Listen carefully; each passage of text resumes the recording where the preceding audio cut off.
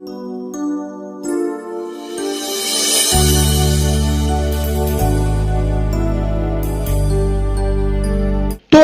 सहन शक्ति शून्य होती जा रही है, और जैसे जैसे आत्मिक शक्ति कमजोर होती है, सहन शक्ति कमजोर होती है, लोगों का आपस में झगड़ा बढ़ता है, खुद ही बुलंद होती है, अहंकार जागता है, और अहंकार को मार पड़ती ही पड़ती है।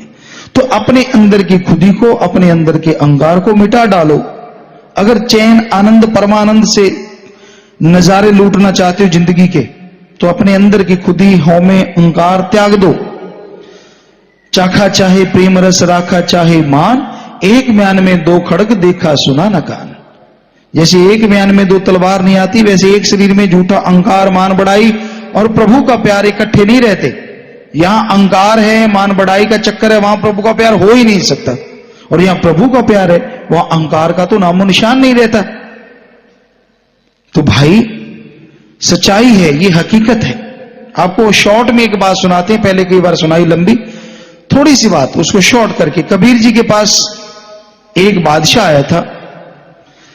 तो वो बादशाह शायद बाहर से था, अरब कंट्री साइड से, उधर से था। तो वो आया और कहने लगा, जी मैंने नाम लेना है। तो कबीर जी कहने लगे, भाई पहले परीक्षा देनी पड़ेगी, आप बादशाह हैं। इब्राहिम अदम शायद ऐसा उसका नाम था।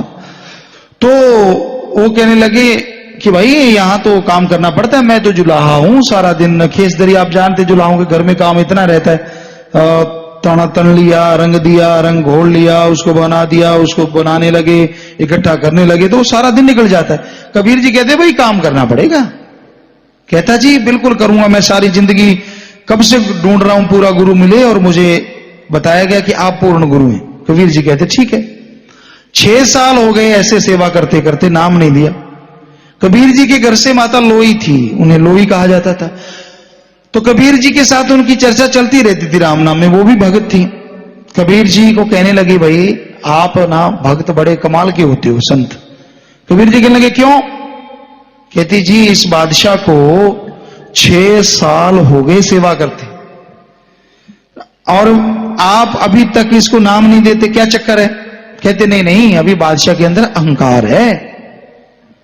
लोई कहती जी होगा, मुझे तो लगता नहीं। कहते पक्का नहीं लगता, तेरे को बताते हैं, चल ऐसे कर, पशुओं का गोबर उठा ले, उसको घोल ले, छत पे खड़ी हो जा और इसके सिर पे डाल देना, जब रास्ते से निकले खुद पीछे होकर सुनना क्या कहता है। कहती जी सतवचन, मानती बहुत थी वो। तो कबीर जी ने जैसा कहा, लोई ने वैसे किया, गोबर वगैरह घोल लिया, सारा कुछ, छत पे खड़ी हो गई। बादशाह वहां से गुजरा तो लोई ने वो गोबर का घोल उसके सिर पे डाल दिया। बादशाह उसको झाड़ता हुआ बोला, कहता ये तो आई मैं यहां गया, बल्क बुखारे होता, करता सो करता। वो बल्क बुखारे का बादशाह था, चला गया। लोई वापिस आई। कबीर जी कहते मुस्कुराए, संत जानी जान भी होते हैं काफी हद तक, अगर कोई माने तो कहने लगे हाँ भाई लोई कैसा हुआ? कहती जी मैंने गोबर डाला। कहते फिर उसके अंदर तो बल्क बुखारा अड़ा हुआ था, नाम कहां आएगा जिसके अंदर अभी अहंकार है, बल्क बुखारा अड़ा हुआ है। लोई कहती हां जी है तो यही बात। 6 साल और गुजर गए। कबीर जी कहने ले भाई अब ये काबिल बन गया पूरा। लोई हंस पड़ी, कहती जी मुझे तो वैसे ही लग रहा है, वैसे ही सेवा करता है, वैसे घूमता है, मुझे तो नहीं पता। कहते चल ठीक है, पिछली बार तूने गोबर डाला, इस बार सारी गंदगी पशुओं की, जो भी गंदी से गंदा घोल बना सकती है बना ले, चाहे आदमी बच्चे का टट्टी पेशाब बीच में कर रहा दे, सारा घोल ले और वहीं छत पे चढ़ जा, इसके सिर पे डालना। कहने लगी ठीक है जी। लोई ने वैसे ही किया, छत पे खड़ी हो गई। जैसे बादशाह वो सेवा करता करता वहां से गुजरा, सिर पे डाल दिया, पीछे हो गई। तो बादशाह वहीं घुटनों के बल बैठ गया, ऊपर हाथ रहे, ए मेरे ऊपर ये गंदगी डालने वाले, मालिक तेरा भला करे, मेरा मन कमीना इसी के काबिल था, हंकारी था, तना रहता था, शुक्र है तेरा, इसको इसकी औकात दिखा दी। लोई की आंखों में भी आंसू आ गए। कबीर जी के चरणों में जा नतमस्तक हुई। कहती जी, कबीर जी कहने लगे क्यों, अब है बल्क बुखारा?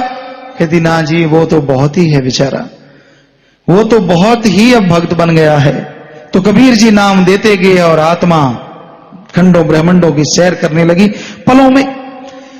सो हमारा कहने का मतलब अहंकार ना करो, खुद ही ना करो। खुद ही अहंकार से प्रभु नहीं मिलता।